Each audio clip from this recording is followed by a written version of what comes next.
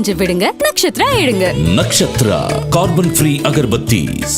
MCR Pure Cotton Club, formals and casual shirts. This festive season, travel the world with Grand Royal Tours. ஜாதகம் அப்படின்னு பார்க்கும்போது ஒவ்வொரு கிரகம் இருக்குல்ல, அதாவது எப்படின்னா சனி கிரகம் எதை குறிக்கிறது? இரும்பை குறிக்கக்கூடிய ஒரு விஷயம். சுக்கிர பகவான் வெள்ளியே குறிக்கக்கூடிய ஒரு விஷயம். இப்படி சூரிய பகவான் தாமிரம், இப்படி ஒவ்வொரு உலோகத்திற்குமே கிரகங்கள் உண்டு. நிச்சயமாக இப்பவே இந்த ரேட்டுனா இந்த குரு எந்த இடத்துக்கு போனா எவ்வளவு ரேட் ஆகும்னு பார்த்தீங்கன்னு வச்சுக்கோங்களேன். ஆமாங்க, நம்ம கடகராசிக்கு வருவாரு இந்த ஏப்ரல் மாசம். அப்ப மே மாசம் அந்த டிரான்ஸ்ஃபர்லாம் ஆகும்போது மே மாசத்துல அதிகமான ஒரு நிலைக்கு குரு பகவான் அதாவது உச்சம் பெறுகிறார். இப்ப நிறைய பேர் வந்து ஒவ்வொரு முதலீடு செய்வார்களா, எதுலையா ஒன்று இன்வெஸ்ட் பண்ணி பார்க்கலாம், இவ்வளோ அமௌண்ட் என்ன பண்ணுறது அக்கௌண்ட்டில் இருக்குது அப்படின்றவங்க நினைக்கிறவங்க கோல்டில் இன்வெஸ்ட் பண்ணுங்கள். மே ஜூனில் அதிகமான பலனை நீங்கள் எதிர்பார்க்க முடியுங்க. அது ஒரு விஷயம் இருக்கு. குரு இங்க உச்சம் பெற்ற குரு சனி பகவானை பார்க்கறதுனால தொட்டதெல்லாம் பொண்ணுன்னு வாங்கல்ல, சாதாரண விஷயம் கூட அந்த அளவுக்கு பணம் அதிகரிக்கக்கூடிய ஒரு விஷயமா இருக்கும். ஸோ அப்ப தன் வீட்டை குரு பார்க்கும்போது குருனுடைய பலம் வந்து அதிகரிக்கக்கூடிய ஒரு விஷயம் இருக்கு. பிளஸ் சாதாரணமாவே குரு வந்து பார்த்த இடம் சூப்பரா இருக்கும்னு சொல்லுவாங்க. அதே மாதிரி வந்து பாத்தீங்கன்னா பொதுவாகவேங்க இந்த கிரகத்துக்கு இதை சொல்லுவாங்க இல்லையா, வைரம் எனக்கு ஆகும், ஒன்றுத்துக்கு வயிறு ஆகாது, இது மாதிரிலாம் சொல்றது நீங்க கேள்விப்பட்டிருப்பீங்க. ஸோ அப்போ வந்து கிரகங்களுடைய ராசியின் அடிப்படையும் முக்கியமான ஒரு விஷயமா இருக்கு. கலாட்டா ட்வைன் நேயர்களுக்கு வணக்கங்க. இன்று நம்ம பார்க்கக்கூடிய ஒரு விஷயம் என்னன்னு பார்த்தீங்கன்னா, ஒவ்வொரு நாளும் தினசரி இன்னைக்கு என்ன ஆச்சு ஏதாச்சு அப்படி டைமுக்கு டைம் பார்க்கறது எதுன்னு பார்த்தீங்கன்னா, இந்த கோல்டு ரேட்டுன்னு சொல்லுவாங்க, சில்வர் ரேட், இது ரெண்டு தான் மாற்றி ஐயோ நீ 100 ரூபாய் ஏறிடுச்சு, 50 ரூபாய் கம்மியாயிடுச்சு. நம்ம நினைச்சிருப்போம் ஐயோ 50 ரூபாய் கம்மியாயிடுச்சு, கோல்டு ரேட் ரொம்ப கம்மியாயிருக்கும்னு பார்த்தீங்கன்னா 14,750 ரூபாயில 50 ரூபாய் கம்மியாயிருக்கும் அந்த ஒரு கிராம். ஆனால் வந்து பார்த்தீங்கன்னா ஒரு 6 மாதம் முன்னாடி பார்த்தீங்கன்னா அதோடைய ரேட்டே வேறையா இருந்திருக்கும். ஸோ என்ன விஷயம், நானே இப்போ என் ஃப்ரெண்டு மூலியமா போய் பார்த்தோம், இப்போ 11,200 ரூபாய்க்கு வாங்கினாங்க. இன்னைக்கு பார்த்தீங்கன்னா 15,000 ரூபாய் கிட்ட டச் ஆயிடுச்சு கோல்டு. இதற்கு என்ன காரணம், அது ஜாதக ரீதியாக அப்படின்றத விஷயத்த நம்ம பார்க்கலாங்க. சரிங்க, ஜாதகம் அப்படின்னு பார்க்கும்போது ஒவ்வொரு கிரகம் இருக்குல்ல, அதாவது எப்படின்னா சனி கிரகம் எதை குறிக்கிறது? இரும்பை குறிக்கக்கூடிய ஒரு விஷயம். சுக்கிர பகவான் வெள்ளியே குறிக்கக்கூடிய ஒரு விஷயம். இப்படி சூரிய பகவான் தாமிரம், இப்படி ஒவ்வொரு உலோகத்திற்குமே கிரகங்கள் உண்டு.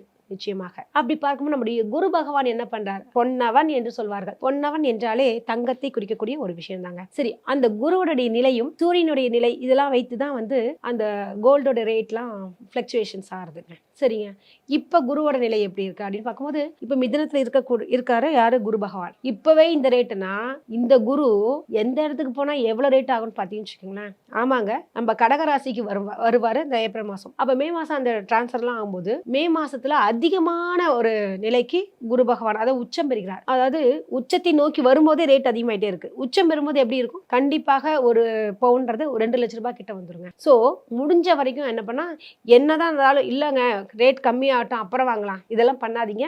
கையில என்ன காசு இருக்கோ நீங்க அதை எடுத்து போறது தப்பே இல்லைங்க. ஒரு 2 வருஷம் கழிச்சா கூட அந்த அமௌண்ட் உங்களுக்கு வீண் போகாதுன்னு தான் சொல்லுவேன். ஏன்னா குரு வந்து இப்போ வந்து 1 வருஷத்துக்கு குரு உச்சமாகக்கூடிய ஒரு நிலை இருக்கு எங்க கடகத்துல, அது ஏப்ரல் மாசத்துக்கு மேல. ஸோ இப்பவே ஏப்ரலுக்குள்ளாரையே நம்ம இன்வெஸ்ட் பண்றது நல்ல விஷயம். நல்ல ஒரு இப்ப நிறைய பேர் வந்து ஒவ்வொரு முதலீடு செய்வார்களா, எதுலையா ஒன்று இன்வெஸ்ட் பண்ணி பார்க்கலாம், இவ்வளோ அமௌண்ட் என்ன பண்றது அக்கௌண்ட்ல இருக்கு அப்படின்றவங்க நினைக்கிறவங்க கோல்டில் இன்வெஸ்ட் பண்ணுங்க. மே ஜூன்ல அதிகமான பலனை நீங்க எதிர்பார்க்க முடியுங்க. அது ஒரு விஷயம் இருக்கு. அதே மாதிரி பார்த்தீங்கன்னா பொதுவாக வெள்ளியும் ஒரு நல்ல ஒரு விஷயம் சொல்லலாம். ஸோ அது சுக்கிர பகவானுடைய நிலையை பொறுத்தும். இப்போ வந்து பார்த்தீங்கன்னா அந்த எங்க இருக்கா சனி வந்து மாற போறாரு, அதாவது வாக்கியப்படி எங்க இருந்து எங்கன்னா குருவோட வீட்டுக்கு தான் போறாரு. எங்க மீனத்துக்கு போறாரு. மீன ராசி என்பது எதை குறிக்குன்னு பார்த்தீங்கன்னா குருவை பற்றின விஷயங்கள். அப்ப சனி அங்க போகும்பொழுதும் பிளஸ் சரி சனி அங்க போயிடுச்சுன்னா ரேட் கம்மியாகுமா அப்படின்னு பார்த்தீங்கன்னாலும் அதுவும் கிடையாதுங்க. ஏன்னா குரு இங்க உச்சம் பெற்ற குரு சனி பகவானை பார்க்கறதுனால தொட்டதெல்லாம் பொண்ணுன்னு வாங்கல்ல, சாதாரண விஷயம் கூட அந்த அளவுக்கு பணம் அதிகரிக்கக்கூடிய ஒரு விஷயம் இருக்கும். சோ அப்ப தன் வீட்டை குரு பார்க்கும்போது குருனுடைய பலம் வந்து அதிகரிக்கக்கூடிய ஒரு விஷயம் இருக்கு. பிளஸ் சாதாரணமாவே குரு வந்து பார்த்த இடம் சூப்பரா இருக்கும்னு சொல்லுவாங்க.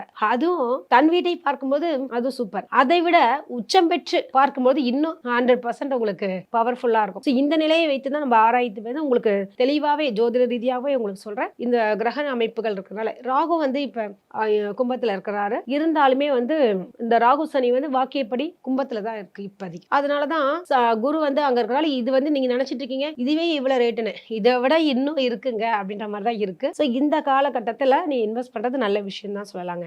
அதே மாதிரி வந்து பார்த்தீங்கன்னா பொதுவாகவேங்க இந்த கிரகத்துக்கு இதை சொல்லுவாங்க இல்லையா, வைரம் எனக்கு ஆகும், ஒன்றுத்துக்கு வயிறு ஆகாது, இது மாதிரிலாம் சொல்றது நீங்க கேள்விப்பட்டிருப்பீங்க. ஸோ அப்போ வந்து கிரகங்களுடைய ராசியின் அடிப்படையும் முக்கியமான ஒரு விஷயமா இருக்கு. பொதுவாகவே இந்த கோல்டு யாருக்கு தங்கும் அப்படின்னு பார்த்தீங்கன்னா யாருக்கு அது ஃபேவர். ஒரு சிலர் பாருங்க வெள்ளி போட்டால் தான் அவங்க ரொம்ப சூப்பராகவே இருக்கும், ஒர்க் அவுட் ஆகும். கோல்டு அவங்களுக்கு ஒர்க் அவுட்டே ஆகாது. நகை கோல்டு வச்சிருந்தாலே போயிட்டு அடகு கடையில் இருக்கும். இருக்குங்களா நகை? இருக்குங்க, 100 பவுன் இருக்குங்க. என்ன விஷயம் ஆச்சு? இல்லைங்க, ஒரு வீடு வாங்கினங்க, அடகு வச்சங்க அப்படின்னு சொல்லி போயிடுவாங்க. ஸோ அப்போ நமக்கு தேவை வந்து தங்கக்கூடிய ஒரு விஷயம் இருக்குங்களா, கோல்டு.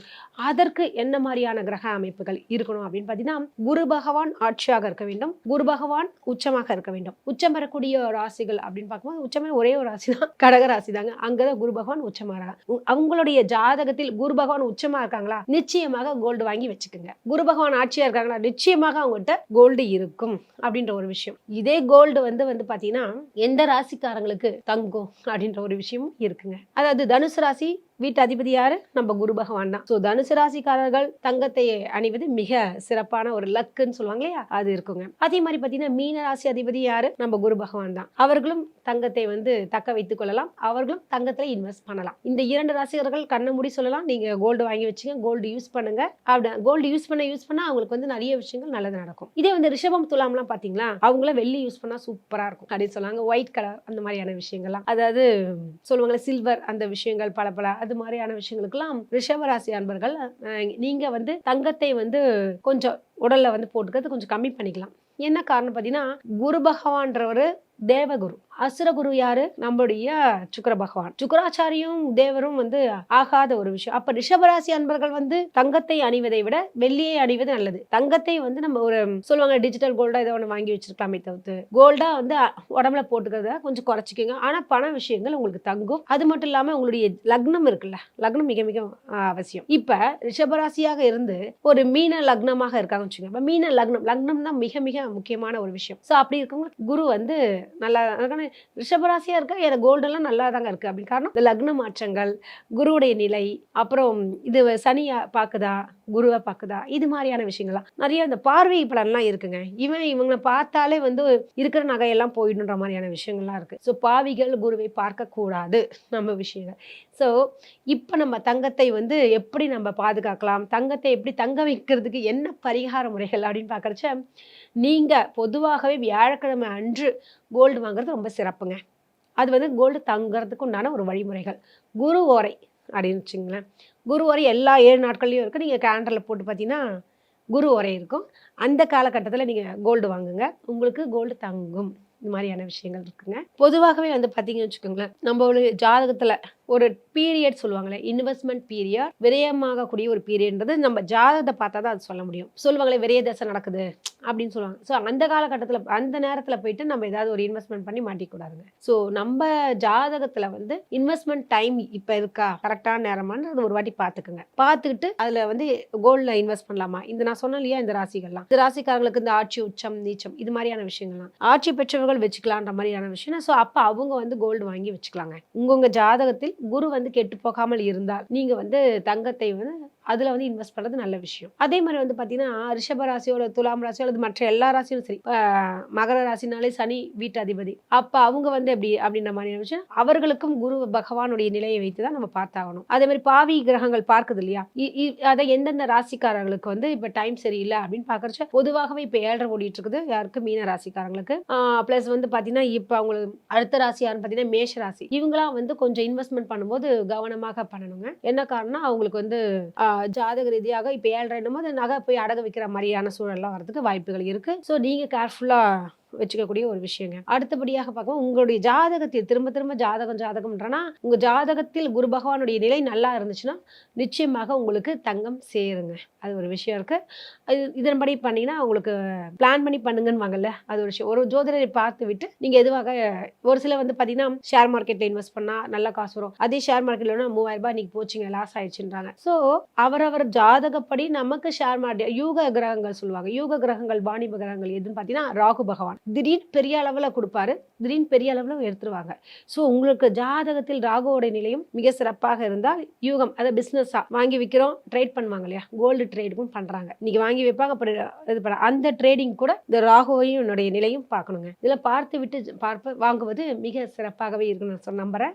நீங்க வந்து பொதுவாக இந்த குரு வந்து மாறுது இல்லையா, அதற்கு முன்னாடி இன்வெஸ்ட்மெண்ட் பண்றவங்க 12 ராசிக்காரர்களும் ஒரு குறிப்பிட்ட அளவிற்கு நம்ம இன்வெஸ்ட்மெண்ட் பண்ணுறது நல்லதுங்க. ஏன்னா குரு பகவான் உச்சமாகும் போது நிச்சயமாக தங்கம் விலை ஏறும். குறைந்தபட்சம் பார்த்தீங்கன்னா 2 லட்சம் வரைக்கும் செல்லுன்றது தான் என்னோட அபிப்பிராயம் ஜாதக ரீதியாக. ஸோ இதில் கேர்ஃபுல்லாக இருங்க.